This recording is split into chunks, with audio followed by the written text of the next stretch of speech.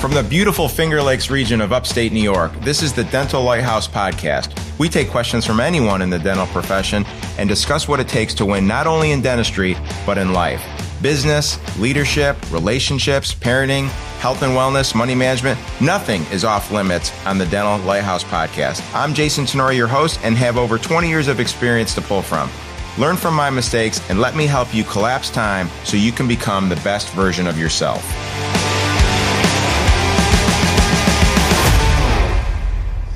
Yo, Dr. Jason here, Dental Lighthouse Podcast. We're, I don't know, is it part 3 or is it part 4? We'll have to figure that out as we go. But we're going to talk about habits today. So let me ask you something I've asked patients like literally 1,000 times, right? And I know you have too, right? So this section's for you, my dentists out there. Have you been flossing? You said that to your patient a gazillion times, right? The eyes go up and to the left. There's a little pause, and then the patient's like, yeah, I've been flossing, like mostly. So after 25 years in dentistry, I can tell who has been flossing and who has the intention to floss, who means to floss. Not because one heroic flossing session the night before an appointment moves the needle, because obviously it doesn't, but you can tell when someone is doing these small, boring, monotonous, but important daily things that either take them closer to the person they're striving to be or take them further away from the person they're striving to be. And I know this is a stupid example, but he used it in his book. The mouth doesn't lie, and neither does your life. In the book, Pastor Craig has a chapter that we're going to talk about today called Flossing Saved My Life. And when a dentist reads that in a book about flossing changed your life, let me tell you, like it is like, oh, okay, I can relate to this, right? Because here's the whole thing. Your future or who you're trying to become isn't decided in these big dramatic moments. It's decided by the small stuff, the tiny stuff that you repeat with fanatical consistency over and over and over and over again. And that's where part 3 of this book is taking us, habits, not hope. We just last week, we talked about training, not trying. And the week before that, we talked about identity, who we are trying to become. So this is part 3, habits, not hope. So when we're training for something, what does that actually look like day to day? It comes down to the habits. Habits are training made automatic. And here's the line that runs the whole section of the book. So write this down. Unless you're driving, then don't write it down. Hope is not a strategy. If you want to change your life, you have to change your habits. Because most of us who are running on hope, running on agency, we hope this year's different. We're going to try to make today a better day. We hope we'll feel motivated. We hope that everything clicks. We're going to try to deliver. Hope is a wonderful thing to have, don't get me wrong. But it's a terrible thing to bet your future on. You don't get the life you desire.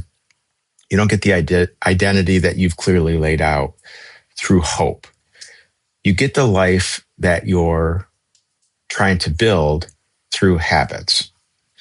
So let's get granular here. Let's walk through a couple sections of the book here where Groeschel gets really practical. First, change your life, change your habits. His starting point is that you are today the sum of your habits. And that's so true. If you're sharp as a tack, physically fit, emotionally, spiritually, mentally super healthy, it's because of what you're doing on a regular basis. Who you are is basically a stack of repeated behaviors, which is scary, but it's also incredible because it means you're not stuck with the life that you currently in. You're stuck with the habits that have led to the life that you're currently in. and habits can be changed. This is where Craig came up with the flossing saved my life concept. The point of the chapter isn't dental. Although it'd be cool if it was dental, it's the power of small things. It's a tiny habit repeated with fanatical consistency over time. The stuff that seems almost too small to matter, and yet it's exactly the small, the unglamorous, the repeatable stuff that compounds into a completely different life, into the identity that we mapped out in the first section. So flossing doesn't feel like it's saving your life on any given day that you do it.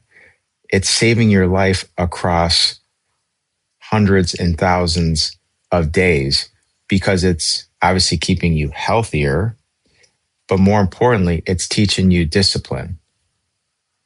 It's developing that loop, developing that habitual loop. Now that's where the gold is.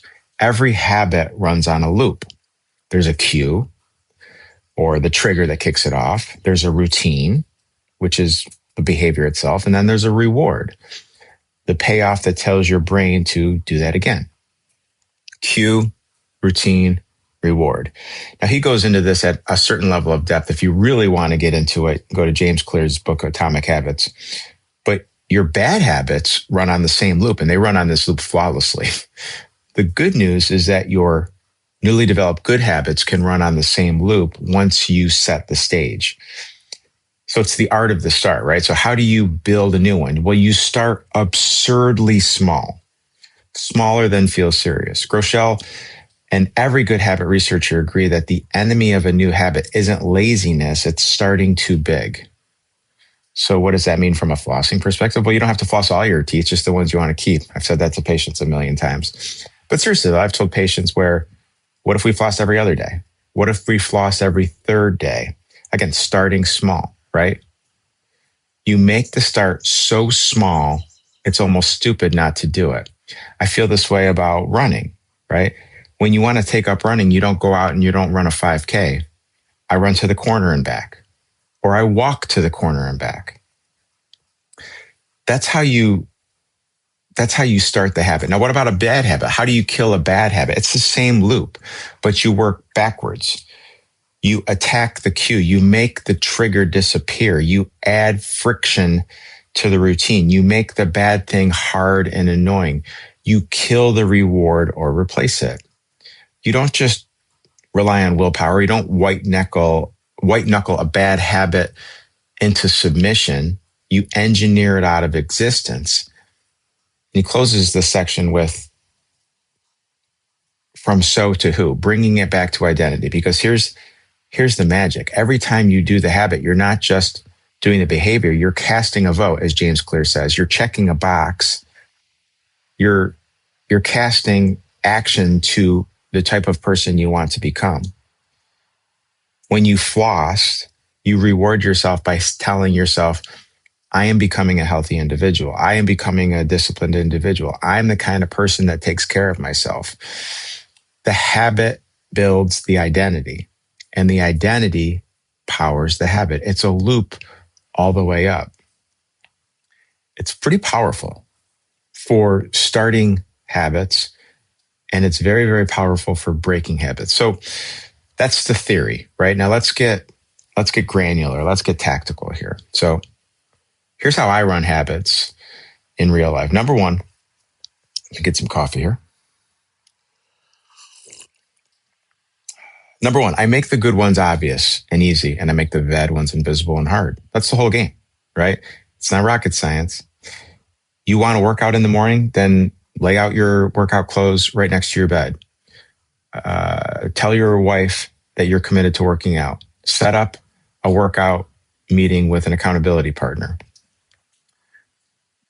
Lower the friction. You want to stop scrolling on your phone? Charge the phone in another room that you're not in. Raise the friction. Set up blockers. Use the Brick app. Willpower is so expensive, but designing these identity-based systems is free. So stop relying on willpower and start engineering your environment. Second thing I want to talk about is stacking new habits on existing ones. I don't try to bolt a new habit onto thin air. I anchor it to something I'm already doing without fail. So it's like clockwork. After I pour my coffee in the morning, that's a habit. I read my identity statements. Like, I know that I'm going to read my identity statements after I pour my coffee. The coffee's the cue. It's already automatic in my life. So it drags the new habit along. I also do this with push-ups and air squats after I go to the bathroom. I drink a gallon of water every day. I've developed that habit. That leads to me going pee a lot throughout the day. And I tag on 5 to 10 push-ups, 10 to 15 air squats after every time I pee. I'm habit stacking. I've talked about this on blogs and stuff in the past, but even things like checking email all day, being a ruthless servant to your phone with the pinging and stuff like that. Set up a system where you check it much more infrequently. And again, it could be by where you keep your phone. It could be blockers. It could be all of these things. And when I started doing this, I realized that the world didn't end when I didn't respond to text messages and emails within 10 minutes. You may think that is important. You may think you're super important, but the reality is you're not. And I don't mean that in a condescending way. I'm just saying it can wait, right? Don't let these little things pull you from who you are trying to become. So in summary here, I just want to, I want to wrap it up with a personal story. So let me get honest with you for a second. And just because I know most of you guys are dentists or in the dental profession, let's take it back to the dental chair as I get a little bit more coffee. So early in my career, like we talked about at the beginning of this podcast, I'd lecture patients about flossing. I'd give the speech. I'd be firm. That's what they taught me in dental school. I'd get on a soapbox. I'd get a little preachy. Mrs. Jones, you got to do better, right? You're bleeding. And they'd nod and nothing would change, right? They knew that they needed to do it, but I wasn't giving them the tools to start the habit in the right way. I wasn't making it ridiculously simple. It was all about guilt. I was handing them a goal, not a action plan, not a daily agenda item. So no cue, not absurdly small start, no plan for the loop. I was doing to my patients exactly what I used to do to myself. I was setting a target, feeling righteous about it, and wondering why I was never able to maintain the habit. So once I realized this, I changed the interaction with patients. I would say to them, I don't need you to floss every day, but I really want you to try to develop the habit because healthy people floss. And we would talk about the reasons why. But instead of flossing every day, let's talk about flossing every 3 or 4 days. Start small. Let's talk about a very little jump instead of jumping over the Grand Canyon.